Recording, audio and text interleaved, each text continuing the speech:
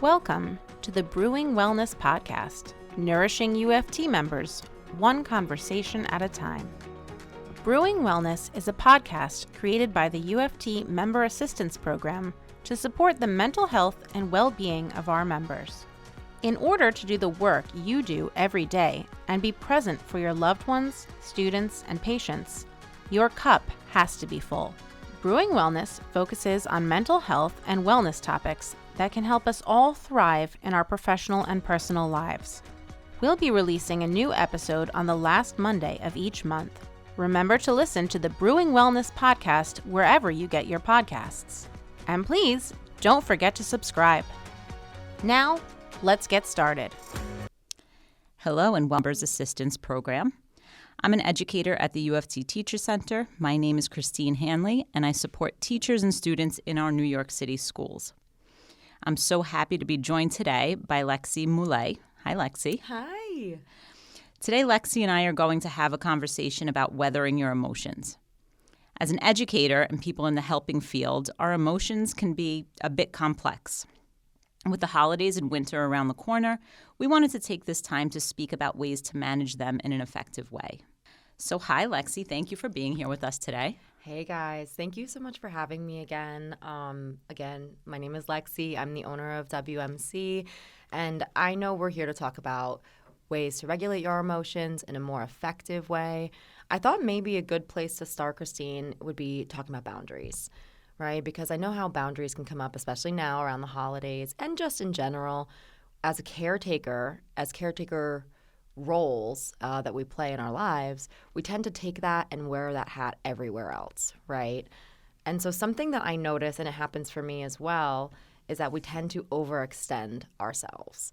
And then that leaves us in a tough position. So what are your thoughts in terms of what you see in terms of boundaries with work? So I think boundaries are a great place to start, especially, like you said, working in a helping profession where not only are we juggling our personal lives, but we're looking out for our students, we're looking out for our colleagues. We want to be supportive to all of those people in our lives.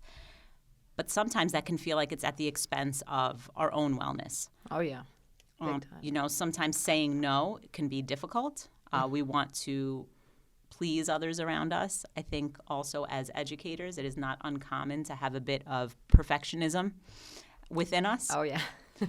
So boundaries can be tricky, and I think having some strategies to maybe support us in maintaining those boundaries could be helpful. Absolutely. It's funny because I feel like boundaries are like my sanity saver. Like that's what I would call it, right, in my own personal life. And we are so good at preaching to everybody that we talk to in our field about setting boundaries, and then we tend to not use them ourselves or people-pleasing in just that way. I know for me, one of the things that comes up a lot is saying no to certain things, like you said, right? And especially now around the holidays with like so many obligations coming up, different parties, gift giving, or just let's hang out, things like this. It just feels like it's a lot to take on. And so one of the things I want to talk about and at least just touch on is the idea of what happens when you don't respect your boundaries. Because we always talk about setting them, but we never talk about what happens if you don't set them, right, on the other side of it. It's funny, Lexi. So, it does seem like, again, in this role as an educator, oftentimes it's easy to give advice, and that applies, I think, to many of us in the work that we do and in our personal lives. But when we have to look inwards and think about those boundaries, it feels so much more challenging. Oh, yeah. You mentioned boundaries being your sanity saver. I like to think that boundaries protect our peace, right? So by saying no, we make space to do the things that we know help to fill our cup, right? To make us feel fulfilled, to make us feel better equipped to address all of the things we need to and care for all of the people that we love and know need the support. Absolutely. I love the alliteration, by the way, the sanity saver and peace protector. Look at us. I know. It's perfect.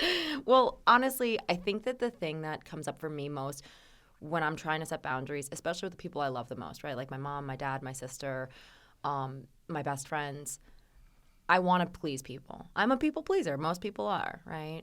But I have to consider that when I am, how do I say this, putting aside my well-being to please somebody else, I am running the risk of creating a strong resentment and for that to keep going. And so are you familiar, Christine, with the emotional bank account? A bit. Okay. So the idea is that we all have, every relationship we have a shared bank account with each person, right? And every time one party does something good, supportive, loving, it's a deposit. And every time one of the parties does something that is not supportive, doesn't show up, doesn't keep commitments, it's a withdrawal, right? And so what I find is that every time in my relationships personally, when I put my piece, as you're saying, on the line to please somebody else, it's a little bit of a withdrawal. And then the next time I'm with that person, I kind of feel like, I gave a little piece of myself and I feel a little bit less like the balance is where it needs to be, if that makes sense. Makes total sense. And I think that, along the way we feel like, okay, I can continue on and push forward. But I think a very real thing for all humans, but especially in the field of education, is burnout. So, as we chip away and those withdrawals compound, we start to feel like we don't have much left to give. And I think at that point, it's when we know we do need to look inwards and we need to fill our cup and find a way to set those boundaries in a way that gives us space to do the things that kind of build that emotional balance back up. I could not agree more with you, honestly. It's so funny, and I'm sure some of our listeners right now are thinking, like, I know I go through my whole day, session, right? And then afterwards, I call my mom and dad to check in, and then I call my sister and my niece to check in, and then I have some friends texting, and it's like just constant, you know what I mean? And yeah. I have to connect for a sec because, thinking about what you just said, I think we all experience that to some degree. So yesterday, we were providing some professional learning for educators in our city schools. And while that was happening, I glanced at my phone I just feel the anxiety building because I see so many unread messages, things about the holidays. What are we doing for Thanksgiving? What do the kids want for Christmas? Can we coordinate a party? And these are all happy things, right? Yeah. These are things that are celebratory. They should feel good. So when you start to get into that weird space of these happy things don't feel that great, then it's like I need to find a way to navigate this in a way that's going to work within all of my roles, right? Yes. Teacher, parent, like you said, friend, daughter, niece, all of these things. You're so right. It's so funny because I find, so there's a phrase that my teenagers taught me, right? It's called nighttime revenge. Have you heard of this? I have not. Teenagers teach you a lot, though. Oh my God, they will come for you. I swear to God, it's the funniest thing. They're too funny. But basically, they were saying when you burn out, right, over the length of the day, and you have a bunch of stuff going on, work, and then like we're talking about, as soon as you're done with work, you have all these family and social obligations, and then of course, not forget to like eat and take care of yourself, right? Yep. Shower, do whatever those things are, walk the dog. Then at night, when that's your only time for you, when you should be or could be resting and sleeping and repairing, it's like, okay, now's the time that if this is the only time for myself. So I know for me, I'll stay up all hours of the night on TikTok or doing something ridiculous because I'm like, this is my only time. And that's, So it's comforting to hear you say it in a way because I'm like, am I the only one who I find 10 minutes at the end of the day? No. And then I'm like, I just spent my only 10 minutes scrolling endlessly. No. And then, you sort of feel the impact of that too. You're like, this is not the best use of my time. I don't feel better after this. Totally. So one thing I would add that I found helpful for myself is just scheduling in time to do the things that I know will make me feel good. Absolutely. Because we're all busy, right? Yes. And the time's not going to magically happen. But if you fit these things into your schedule or your calendar the way you would a meeting or an appointment, Love that. then it's a lot more likely you'll get it done. Oh, I love that. And honestly, the weekends are sacred, right? Sacred. And I understand that we go through our whole work week where we're, again, doing so much that need to be done. But like, for example, my parents every weekend, they're like, so are you going to come home? Every weekend. And I love my mom and dad. But, and they only live an hour away. They're in Connecticut. Okay. But this particular upcoming weekend, I'm tired. I'm tired from work. I had a long week. It's only Wednesday. I had a long week already. Only Wednesday. And I know we can all relate to that. And I told them, I said, no, this weekend I'm going to stay home. And they were like, well, what do you have going on? Expecting me to say like, oh, I have other plans. And I was like, I don't have other plans. I'm going to sit home. I'm going to watch Grey's Anatomy in my pajamas. And I'm going to drink coffee. And that's what I'm going to do. And that sounds like heaven. And it is. But I think what you're making me think of is, that's really hard to do because you love your parents and you want them to be happy, right? Correct. And you know that seeing you will make them happy. But I think that when we're talking about boundaries, it's important to know that no or declining something in a polite and respectful way can just be a complete sentence, right? It doesn't have to be, no, I want to be in my pajamas drinking coffee and watching Grey's Anatomy. It can just be like, thank you so much. I can't make it this weekend, but we'll schedule another time. Okay, so what you just said is fabulous because in DBT, one of the things that we teach is one of the weeks is different ways to say no. And there are tons of different techniques, right? There's just no, straight up no. Yep. The polite response, no, thank you, I appreciate that. I'm going to have to pass.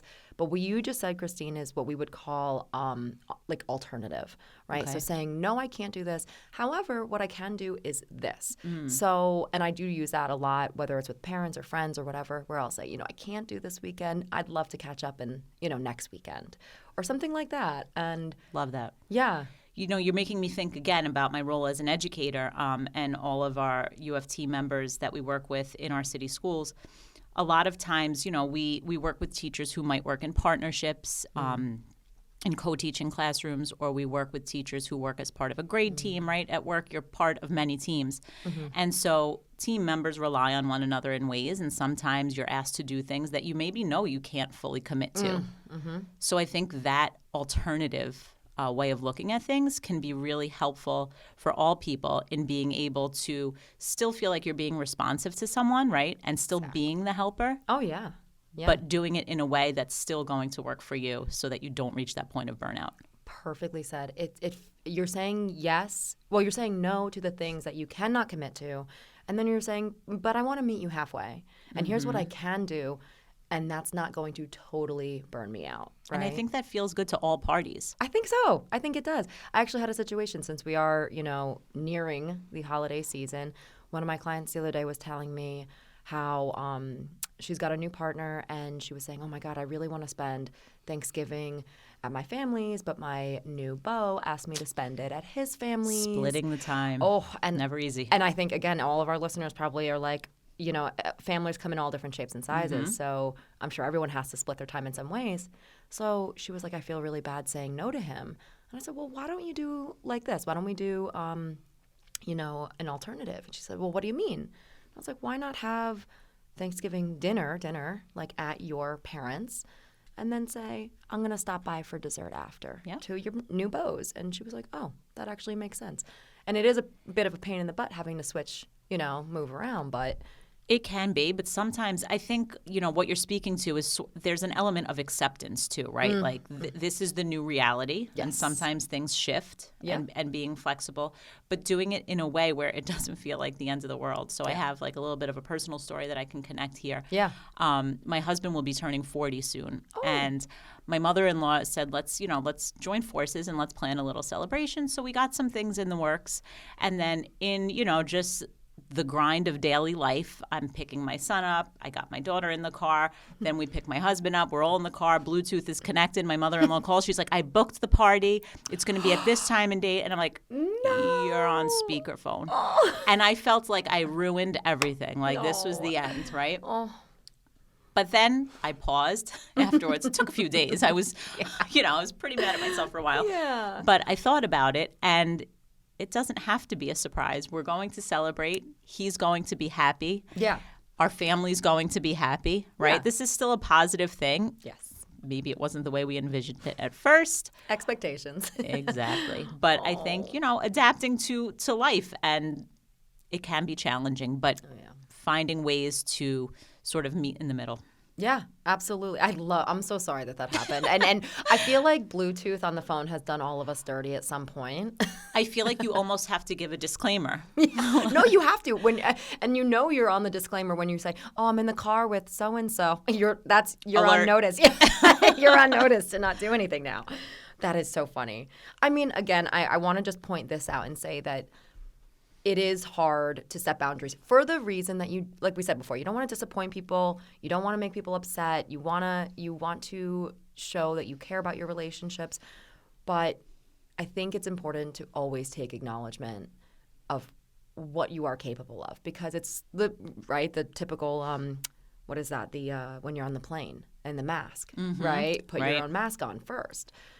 You can do all the things for all the people, but Right. if you burn out and you are at your wit's end, then you can't do anything for anybody. And if your goal is to people please and to help other people, which is wonderful, that's the field that we're in, we've all chosen that life, you need to take care of yourself first so you can do that thing later down the road. And it's funny because although it feels difficult, I feel like it's so obvious in a way. Like I'm sure we all feel that as people in this caretaker profession. When I am not feeling like I'm honoring my boundaries and fulfilling my own self, then I see the difference not only in my personal life at home with my family, with my children, right? I see it in my work. My approach is different. My mindset is different. So if I'm making the space to do the things that really make me feel good, I present myself differently and I connect with people differently. You show up. You show up. You can show up exactly. emotionally. I love that. You know, something I cannot not mention when it comes to boundaries, me and my girlfriend have this thing, and we didn't make it up. I actually said this to my teenagers the other day, and they were like, you know, you didn't make that up. And I was like, okay, well, thank you. See, those teenagers. I was like, okay. Game time decision. And that has been, in terms of boundaries, Christine, that has been a lifesaver for so many reasons, right? So, example, so, you know, Halloween had just passed, and her and I, we love a spooky season. So we try to watch as many spooky movies throughout the month of Love it. October, yeah. And I'm more of a cutesy spooky, more of like you know. I'm with you. Yeah, like Addams Family, not like, you know, Insidious. Personally, we're already up to Home Alone season in my house. Oh my it's God. November now. No, November 1st, it's Home Alone, it's Switch it Christmas. right over. Yep. But so a lot of the times during the week, she's working, I'm working, and so we'll both say, hey, do you want to do a movie tonight? And it'll be earlier on in the day, like 11 a.m. And she'll say, can we do game time decision? Which basically means, let me let you know, and I'm not committing, and if I can't do it later, there's no hard feelings. You're not going to hold me to it. But if I can and I'm up for it and I have that emotional energy, I'm going to. Then you don't feel that energy drain all day. Like, what if I say no? Am I going to upset her? Is this going to be a problem? Exactly. I love that. It's great. I'm taking that with me today. Ooh, Thank you for yes, that. Of course. Use it for the holidays. Hey, game time decision. I'll let you know what I'm feeling after we're done with dinner. I'll let you know how I'm feeling Love it. later. whatever. Especially during a busy season, which feels like it's all the seasons. But It really, every season has its thing where it's like, okay, well, now it's summer. We're going to, you know, go on vacation. Now it's the holidays. We're going to, For sure. you know, all that. so a little different from the game time decision, but just like the power of pause also, right? Like I find for me, and I think this is common in a fast-paced life, that I want to respond to people very quickly, right? away. So if somebody's asking me about a date, let's make plans, you know, whatever the case may be, my instinct is to check the calendar and confirm the plan. But it's okay to stop and think, right? Oh, yeah. Because those sacred weekends are only so long. So now when I book all of that time, I feel that emotional bank account draining again. Oh, my God, yeah. So very helpful. Just to put a word to that, if I may, again, remember I was talking about the practices of saying no in DBT? Yeah. We would call that assertive delay, right? Which is essentially saying, let me let you know. I don't think we use that enough. I'm taking notes, Lexi. There we go. And, you know, actually, I love that. I was just talking to one of my clients, just to step away from the holiday thing for a moment. She was at an interview for a job, and they loved her, and it was wonderful. And, like, in the moment, they were like, we love you. Are you coming on board? And we had talked about it earlier because she kind of knew it was headed in tough. that direction. Right. And she so badly wanted to be like, yes, of course. Right. Sign me up. Right, sign me up. But we had talked about how she wanted to hedge her bets, and she had some other offers. So Absolutely. we practiced doing assertive delay and saying, thank you so much. I really appreciate the offer. I'm going to take a couple days to look this over, sift through my options. Can I get back to you on Monday morning? And, Love that. And, like, even just personally and being like, hey, like, let me let you know. Let me let you know if I can do that. And I think in that setting, right, they probably respected that. Like, this is a person who's going to take a moment and think before they respond. And Literally. who wouldn't appreciate that, Literally. right? I don't see why we don't use it more often. Like, hey, let me give that a think. Let me noodle on it, as I would say. Let me noodle on it, and I will get back to you. And, you know, I'll let you know by tomorrow how I'm feeling about doing that thing, whatever it Yeah, is. for sure. And I think for all of our teachers, that's a huge lesson learned too, right? Whether you're dealing with students or colleagues or parents, right? Sometimes you're going to be in situations where, again, you want to help everyone immediately in the moment, but you might not feel equipped to do it. Yep. Taking that assertive delay, Oh, yeah. expanding my vocabulary here, allows you really to gather the information and the tools to respond in a more meaningful way, which I think, again, leaves everybody in a better place. It really does. It's and I'm just so you feel validated. I'm like you too, because I'm the type of person where if I see like a friend on the street and they're like, we should grab coffee, I'm like, oh yeah, great. I say yes to everything. Yep. Right? Especially socially. I'm like, oh yeah, let's do that. Let's do this. Let's do lunch. And then it comes to the time and I'm like, oh God, I don't want to do it. It always sounds good before you have to do it. It always sounds good before you got to get ready. Yes, exactly. And then you're sitting on the couch and you're looking like, oh, do I want to get in the shower? I don't really know if I do. And so, no, I think assertive delay can be incredibly helpful and with families. And I rarely think any decisions, unless it's something that's like, incredibly crucial right now, most decisions don't have to be made in a split second. Most decisions So true. allow you for space to think it over. So, Yeah, I mean, I'm putting terms to so many things that I've thought about before that I just never knew were officially things. And I think that speaks to the power of the work you do as well, right? Oh, thank you. So I really appreciate this information, and I think that our listeners are probably thinking the same, because who can't relate to these situations? We've all been in them. Do you know what's funny? You say that. So DBT is what we specialize in, right? And so I'm just, for our listeners who are unfamiliar with what DBT is, it's dialectical behavioral therapy. And Christina, I'm sure you're familiar, right? Mm-hmm. And it's so funny. What you just said, I hear it all the time, where people are like, oh, I've done assertive delay, or oh, I've done opposite action, but I never put language to Right. it. So it's cool because when I have clients or other professionals learning the skills with me, they're like, oh, I've done this 1,000 times. And I'm like, you've been doing DBT. You just didn't know. Right. And you know what I think that goes back to? I think it goes back to the whole, like, we are the helpers. We don't want to ask for the help. Like, these are all things that can help us, right? So all of these tools, and you know what? Sometimes we think, oh, I can't ask for help because that'll inconvenience someone else, or I need to be the strong one. Yep. But the more we know, the better able we are to kind of navigate whatever comes our way. 100%. And speaking on asking for help, I feel like we don't like to do that, right? 'Cause maybe it's a vulnerability thing. What do you think? I think that can be a piece of it. Yeah. And again, I think depending on your personality style and probably just the way that you grew up, or the way you've always sort of interacted in your relationships, when you feel like you are the helper, it just feels like you don't want to be a burden. You want to be the one that everyone can look to. Yes. But you don't want to be the one who has to say, wait, I can't handle this. I'm really reflecting right now. Let me tell you. It's funny you're saying that, because I am too. And what you just said is true. If you are stuck in a role, especially in your family, and we all know family roles, right? Like the golden child and the scapegoat and the helper. And it's funny because I too, surprise, surprise, I'm a therapist. I have always been the helper. And it's funny because like even on like, holidays or like get-togethers, things where I can just totally should be able to just like let my hair down and enjoy the holiday, I find myself mediating between my cousin and my mom, and I find myself giving coping skills. The peacekeeper. I'm like, can I just enjoy my pumpkin pie? Right. Like, Just let what me the eat my heck? pie. Yeah, right. I hear that. And so breaking out of that might feel like maybe a little bit of I'm going to say it like this, like blow to our identity, right? I think that's a big piece of it. Yeah. Yeah. It might be. Yeah, we feel like that's who we are. So Hold up your end of the stick. Yeah. Right? Yeah.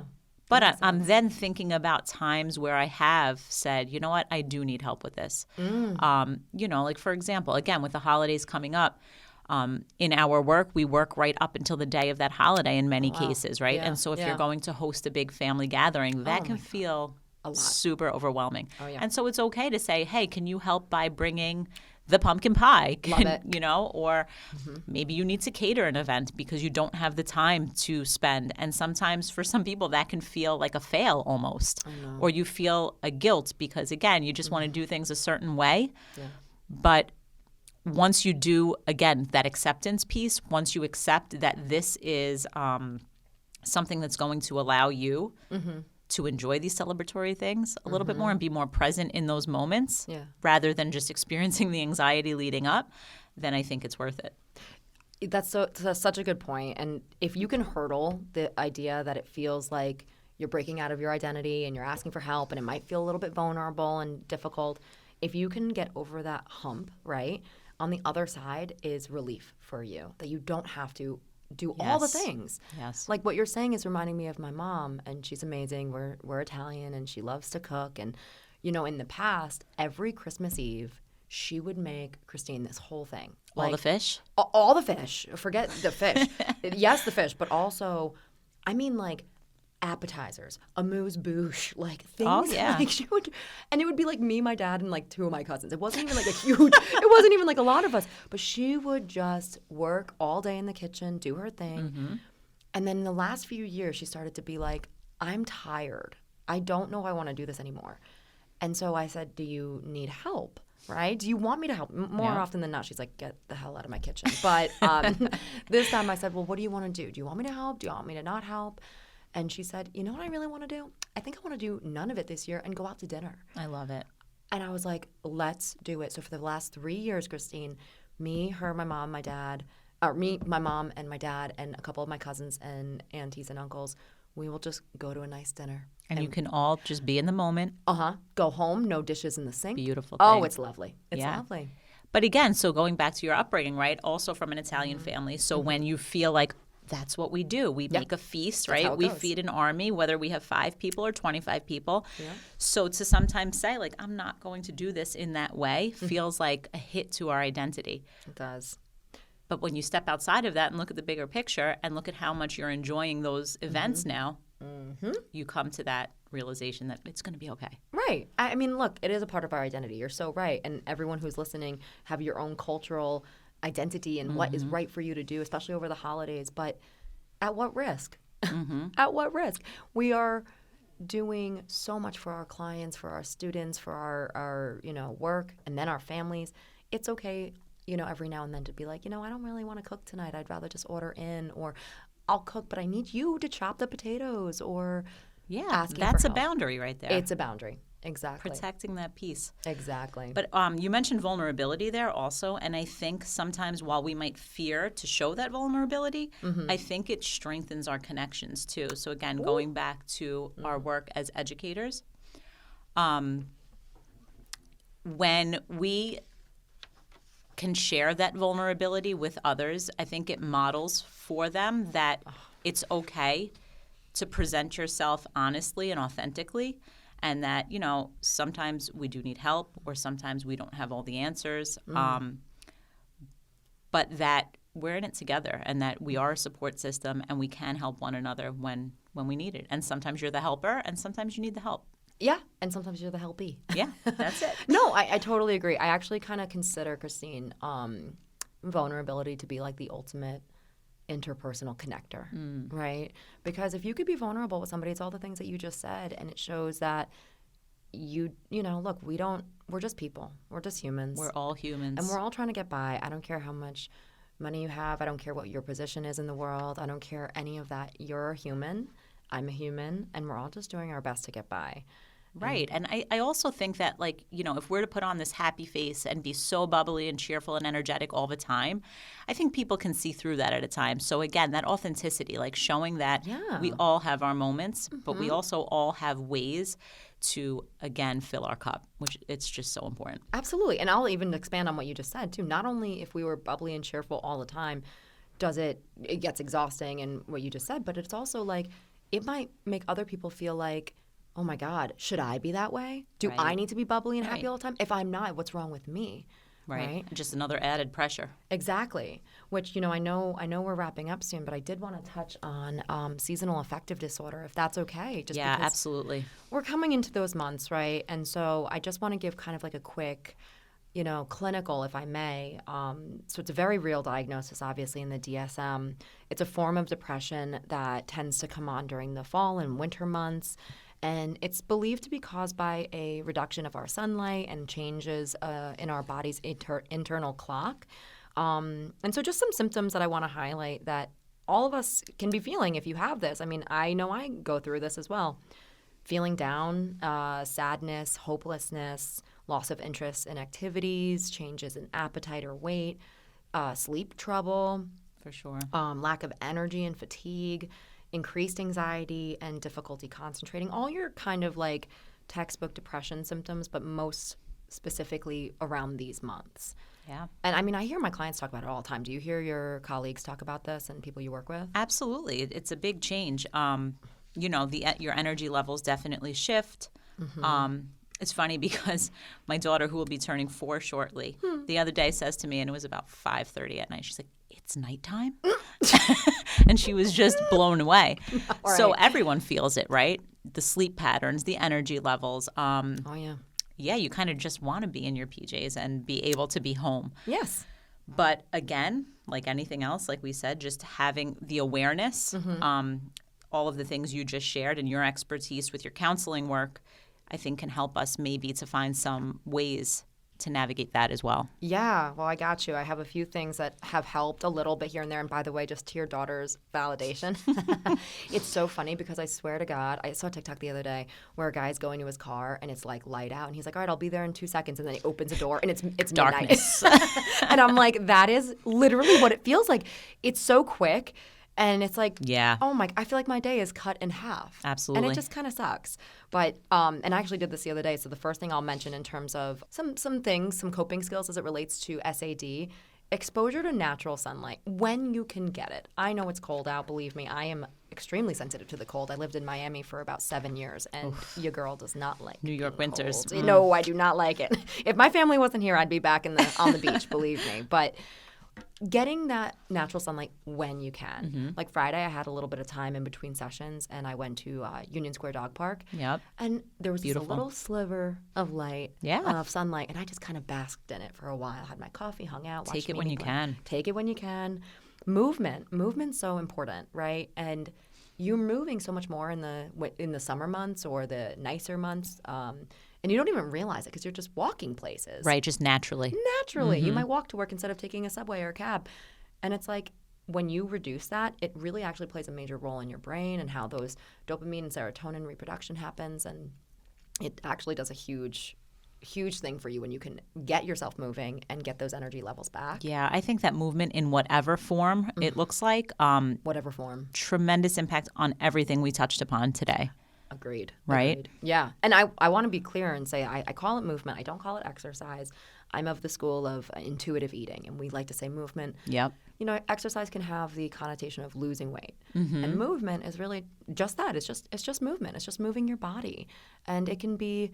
Again, you don't like to go outside because it's cold. I feel you. Have a little stretch. Have a little Yeah. stretch inside. You know, walk around the house, clean a little bit. I Cleaning. think your body and your mind thank you for it afterwards, right? Absolutely, they do. Some other things I just wanted to mention is obviously making sure that what you are eating is things that make you feel good, right? And that is whatever it could be for you, right? Like I know for me, when I focus on getting my omega-3s, right, proteins, I love oatmeal, like especially in the mornings to like kind of give me sustained energy throughout the day. Whatever makes you feel good, obviously important. Diet Super helpful and doable. and doable doable things. and doable, right? Mm-hmm. And then light box therapy. So this is interesting. You've heard of this, right? I actually have not. I'm sure you might have seen it or Maybe. Well, let me explain it because then I think you might know. So Okay. it's like a little box, and essentially it produces light similar to that of the sun, and you can put it on you. And have you seen it in shows? Sometimes they show it in Maybe shows. I have. Yeah, I'm feeling like Yeah. a memory of something on TV. Yeah. And what it does is it basically increases your exposure to light, and it's supposed to help you increase your vitamin D and just your serotonin levels. And I have some clients and friends who swear by this thing. So is this something you can buy Yes. for personal use? Oh, yeah. My goodness. They My have 'em- notes are getting long here. They have them all over Amazon. You could just go anywhere and get them. I'm pretty sure they sell them in like CVS and, Very and cool. Walmart, Target. And then also I just like to say this too is, and this goes to everybody's, talk with your practitioner, make sure that this makes sense.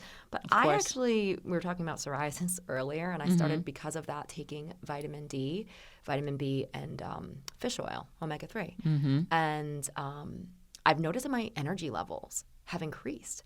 And so I started talking to one of my psychiatrist friends, and she was like, oh, yeah, that completely makes sense. Vitamin D will increase your energy levels, so will vitamin B.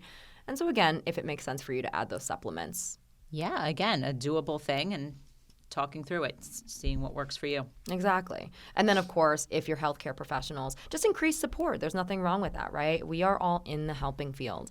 I have a therapist. I have a psychiatrist, right? And so speaking to them and seeing if you need increased support, more sessions or a different medication or just a medication in general is totally okay, especially during these months. There's a lot of pressure, not just with SAD, but with the holidays and just so much. Yeah, and I think sometimes it can feel maybe even overwhelming to find that help. But what I love about the MAP program through the UFT is it's super accessible to our members. So they're able to, make that quick phone call and have those introductory sessions just as like a little sampler to what is available to you and to get you on the right track to finding a good fit for you that feels right. I love that, Christine. That's so great because it's like, it's hard enough reaching out for help.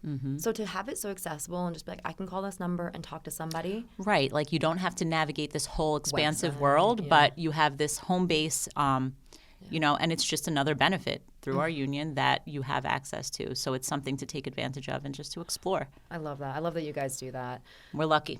Yeah, you guys are. I know we're wrapping, so I just wanted to say thank you so much for having me. Thank you so much for joining us. This was amazing. Like I said, I have a lot of notes that I'm taking with me. I'm going to be practicing my assertive delay and my game time decisions. And your game time decision. But remember, I didn't make that up. It came from the internet. Oh, that's so funny. If it's all right, I just want to say one last time, my name is Lexi, and we are Wise Mind Counseling here in Manhattan. We're a DBT-based clinical practice. And if anyone has any interest or ever wants to reach out to me, please feel free, whether it's consultation or just you want to talk DBT stuff. Awesome. You can reach me at wisemindic@gmail.com. Thank you so much, Lexi. Thank you so much, Christine. It was a pleasure. It was a pleasure. Thank you. Once again, thank you for joining us for this episode of the Brewing Wellness Podcast, brought to you by the UFT Member Assistance Program to support the mental health and well-being of our members. If you are a UFT member, the Member Assistance Program can be reached at 212-701-9620 or by emailing mapinfo@uft.org. And once again, please don't forget to subscribe. Thanks for listening.